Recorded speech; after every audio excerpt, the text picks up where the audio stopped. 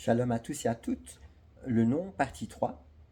Alors, les apôtres n'ont pas prêché un évangile grec, mais l'évangile hébraïque du royaume.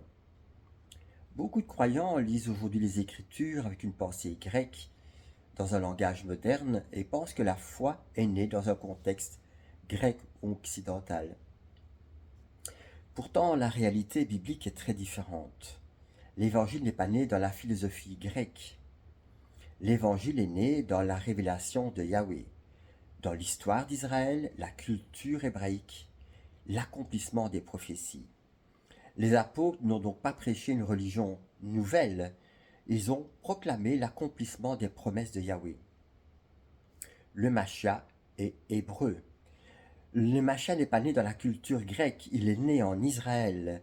Matthieu 1.1, lisez la généalogie de Yoshua Mashiach, fils de David, fils d'Abraham. Le Mashiach donc vient d'Abraham, de la tribu de Juda, de la lignée de David. Il parle la langue du peuple, l'araméen. Il prie dans la tradition d'Israël. Il enseigne dans les synagogues et sur les places publiques aussi, bien sûr. Les apôtres sont tous hébreux. Ils ne sont pas dans la philosophie grecque, ils sont des hommes d'Israël. Képha, Yohanan, Yaakov, Shaul, tous sont des Hébreux qui connaissent la Torah, les prophéties, les promesses de Yahweh. Lorsqu'ils prêchent, ils citent constamment Moshe, les psaumes, les prophètes. L'évangile est donc l'accomplissement des prophéties. Les apôtres annoncent une chose centrale. Le Mashiach promis est venu. Acte 2, 36. Que toute la maison d'Israël sache donc avec certitude que Yahweh a fait Seigneur et Mashiach, ce Yahushua que vous avez crucifié. Leur message repose sur les Écritures d'Israël. Ils ne prêchent pas une philosophie. Ils prêchent l'accomplissement des prophéties, le message du royaume, la bonne nouvelle. Le cœur de la prédication du Mashiach est le royaume de Yahweh. Matthieu 4, 17. Repentez-vous, car le royaume des cieux est proche. Ce message est profondément hébraïque. Le règne de Yahweh, le trône de David restauré, le Mashiach qui gouverne les nations. Pourquoi l'évangile est-il exprimé en grec? Il est vrai que lorsque l'évangile s'est répandu dans le monde entier, la langue véhiculaire était le grec. Donc ils ont utilisé le grec pour le répandre, mais très vite on va se rendre compte que la pensée grecque altère en fait la pensée hébraïque. Il y a un sens profond dans la pensée hébraïque par rapport aux noms, aux lettres, aux valeurs des lettres. Non. Même si le désir des apôtres était de transmettre l'évangile, cela ne signifie pas, et bien sûr la pensée de Yahweh n'était pas de transformer cet évangile. Le danger de perdre les racines avec les siècles, certains éléments du contexte hébraïque ont été complètement oubliés. Il y a eu même ce désir de substitution, j'en avais parlé dans la vidéo 2, je pense. Les noms originels ont perdu tout leur sens. Je me rappelle en allant rendre visite à un prisonnier, celui-ci m'a interpellé en me disant « Mais pourquoi viens-tu me voir, moi, et pas quelqu'un d'autre ?»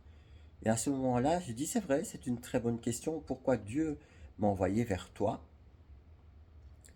Et je vais lui demander. Et il est vrai que dans la semaine, le roi Kodesh m'a interpellé et m'a dit « Comment s'appelle-t-il » En italien, Giovanni, Yohanan. Va voir ce que Yohanan veut dire.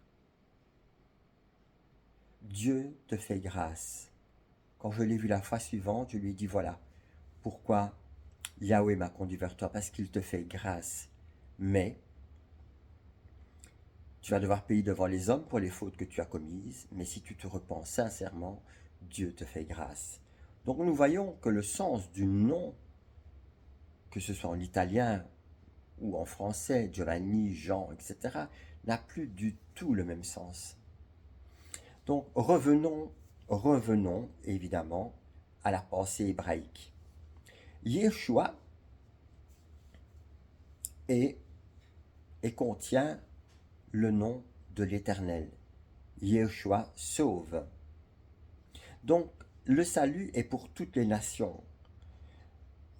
Même si le salut vient d'Israël, il est destiné au monde entier. Ésaïe 49,6. Je t'établis pour être la lumière des nations, pour porter mon salut jusqu'aux extrémités de la terre. À travers le Machia, nous sommes donc établis lumière et sel pour les nations. Le Machia, bien sûr, certes, est roi d'Israël, mais il est le sauveur des nations, de toutes les nations. Alors, les apôtres n'ont jamais prêché une religion grecque. Ils ont proclamé les promesses de Yahweh, l'accomplissement des prophéties, le règne du Machia, le salut pour toutes les nations. L'évangile est donc hébraïque dans ses racines, universel dans sa mission, et il n'y a pas d'autre nom qui soit donné sur la terre, sous le ciel et dans le ciel que le nom du Machia, Yahushua. Donc, l'Ecclésia primitive était faite d'hommes et de femmes vivant en Yahushua, exprimant cette réalité. Elle est devenue une philosophie grecque. Elle est devenue une institution religieuse à partir de Constantin. Et à l'heure actuelle, elle est un commerce, une entreprise. Je vous exhorte donc à sortir du milieu d'eux. Shalom à tous et à toutes.